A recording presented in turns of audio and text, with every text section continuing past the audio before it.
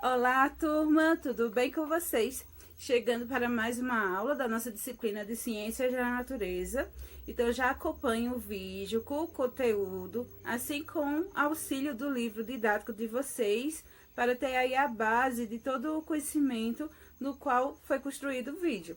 Depois, vocês têm atividades sobre o conteúdo em seguida. Então, não deixem aí de fazer a atividade proposta. Em caso de dúvidas, eu estou disponível para esclarecer. Então vamos ou bora para a aula de ciências? Olá, meus amores, tudo bem com vocês?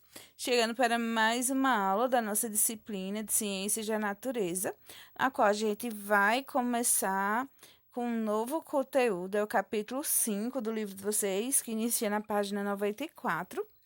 E que aí vai dando sequência, na verdade, ao tema saúde, mas nesse aspecto a gente vai estar relacionando saúde ao meio ambiente. Porque se o meio ambiente ele não estiver equilibrado, ele pode trazer alguns prejuízos na saúde humana. Não sei se essa imagem é comum a vocês, se vocês já passaram por algum lugar que tenha essa imagem, que aí no caso, quando vocês lembram, vem essa imagem na cabeça. Essa imagem traz a ilustração de muitas cidades brasileiras e que a água ela se apresenta de forma contaminada. Isso quer dizer o quê? Que essa água ela tem micro-organismos, vermes, né, alguns parasitas que podem desencadear prejuízos à saúde humana. Isso porque a água ela está contaminada, ela não está sendo tratada. E segundo a Constituição brasileira, é direito ao cidadão ter acesso à saúde, assim como também é estabelecido o direito a um meio ambiente equilibrado. E para isso é necessário que seja fornecido o saneamento básico, que é acesso à moradia, à água potável, às condições de vida e também de equilíbrio ambiental. E aí a gente vai ver que existe uma relação direta da pobreza com a degradação ambiental e problemas de saúde. E aí esses problemas com a insuficiência de serviços básicos de saneamento, coleta e destinação adequada de lixo e condições precárias de moradia vão sendo somadas com aspectos de poluição, como a poluição do ar, da água e do solo. E a gente pode definir o saneamento básico como um conjunto de medidas adotadas que inclui o abastecimento, tratamento e distribuição de água, bem como acesso à rede coletora e tratamento de esgoto, a coleta e destinação adequada dos resíduos sólidos, incluindo o lixo, e a drenagem das águas de chuvas, que vai prevenir inundações e enchentes.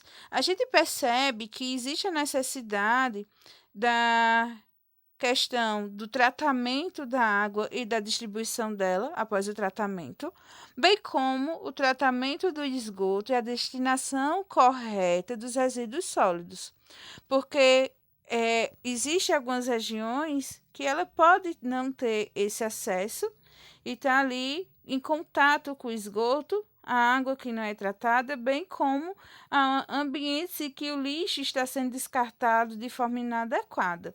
Então, é de acesso à população esse conjunto básico de medidas que é garantido por lei, de acordo com a Constituição brasileira.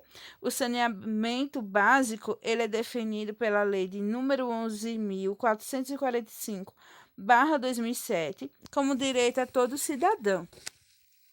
E nessa lei há uma série de direitos assegurados pela Lei de Saneamento Básico. A legislação federal prevê a universalização dos serviços de abastecimento de água e tratamento de rede de esgoto para garantir a saúde dos brasileiros. Além disso, estabelece também regras básicas para o setor ao definir as competências do governo federal, estados e prefeituras para os serviços de saneamento e água, além de regulamentar a participação das empresas privadas no saneamento básico. No caso das prefeituras, compete a elas, aos municípios, prestar diretamente a via de concessão de empresas privadas de serviços de saneamento básico, de coleta, tratamento e disposição final de esgotos sanitários. As prefeituras também são responsáveis por elaborar planos municipais de saneamento básico, que são estudados financeiros para a prestação de serviços, definição de tarifas e outros detalhes. Assim como pelo governo federal é estabelecido diretrizes gerais que formula e apoia programas de saneamento em âmbito nacional. E os estados, eles operam e mantêm o sistema de saneamento, além de estabelecer as regras tarifárias e de subsídios nos sistemas operados pelo estado. Aí a gente tem a imagem, né, no aspecto de geografia, do saneamento e a desigualdade em nosso país. Esse mapa ele vai estar ilustrando a questão de desigualdade que ainda existe no Brasil com relação ao acesso ao conjunto de medidas adotadas pela questão do saneamento básico. Então, a ausência desses serviços eles acabam afetando diretamente nas condições de saúde da população, ou seja, levando elas a ter contato com agentes transmissores de doenças, principalmente por meio da água. Em geral, as populações mais carentes é que vão sofrer mais impactos negativos do crescimento desordenado das cidades, o que aumenta também as condições ambientais ruins, favoráveis à proliferação de doenças. A gente vai ver aí entre a questão do percentual da população urbana no Brasil, que é atendida pela rede de tratamento e distribuição de água, né, rede de tratamento, de coleta, vamos imaginar assim, de abastecimento, tratamento e distribuição da água. A gente vai observar que ainda destaque para o marrom é com menor índice, ou seja, no Amapá existe o menor índice de acesso à distribuição de água tratada. Assim como a gente vai perceber que existe outros estados com índice ainda abaixo do que era para realmente ter acesso. A gente vai ver que o maior índice vai ter nessa faixa etária de azul escuro, né, acesso à água tratada. No nosso estado, se encontra aí com 80,1% a 90% de locais de cidades, vamos imaginar assim, com acesso à água devidamente tratada. Já com relação ao percentual do esgoto, né, do coleta e tratamento de esgoto, a gente vê que existe aí uma grande defasagem em vários estados, principalmente do norte. Ou seja, esses estados ainda não têm disponibilizado acesso a questões de coleta e tratamento de esgoto. No nosso estado, né, aí no azul clarinho, a gente tem cerca de 40,1% a 70% de locais que têm acesso a questões de coleta e tratamento de esgoto. E é preciso que haja uma integração entre as questões de saneamento básico com o meio ambiente, com políticas de saúde, porque as mudanças sociais, as questões, quando elas não são bem planejadas, elas vão gerar impactos nos ecossistemas e tendo o prejuízo da população. E desde a antiguidade, os povos eles já percebiam que a água, quando ela era poluída por dejetos e resíduos, ela poderia transmitir doenças.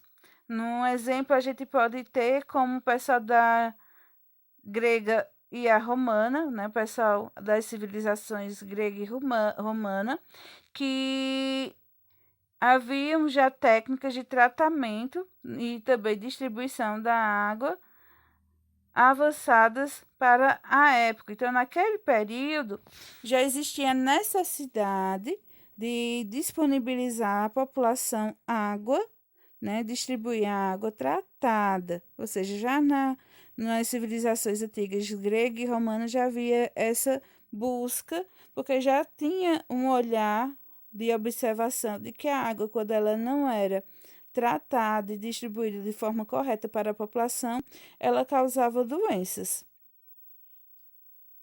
E aí a gente vai ver a importância que a água potável tem no mundo. E aí a gente faz uma relação, a questão dessa água potável, no aspecto da água tratada. A água, quando ela está propícia para o consumo, ou seja, que ela não contém agentes causadores de doenças. A gente vai observar aí também, pelo gráfico, que o Brasil, né, a gente vai ver alguns países que consomem mais água por dia, o valor mínimo que está em torno de 110. O Brasil, nós encontramos um país rico em recursos hídricos, mas que esses recursos, diante do acesso que é disponibilizado, por exemplo, da água em alguns estados para a população, ainda não se dá de forma tratada, né? De forma desigual. Isso por conta da questão de desigualdade socioeconômica e que a gente percebe é que, diante da quantidade de água, mesmo o Brasil sendo um país rico em recursos hídricos, a distribuição dele não é de forma igualitária quando disponibilizado de água tratada. E aí a população ainda usa os que têm acesso a essa água, usa a água potável de forma ainda alta, conforme o índice que é recomendado pela Organização das Nações Unidas. Então, vocês vão aí observar direito, fazer a leitura do material do livro de vocês na página 96. Então, gente, essa foi a nossa aula. Espero que vocês tenham gostado do conteúdo. Bons estudos, se cuide, não deixe de usar máscara, principalmente manter o distanciamento social e fazer a higienização das mãos. Caso de dúvidas, já sabe, estou disponível para esclarecer.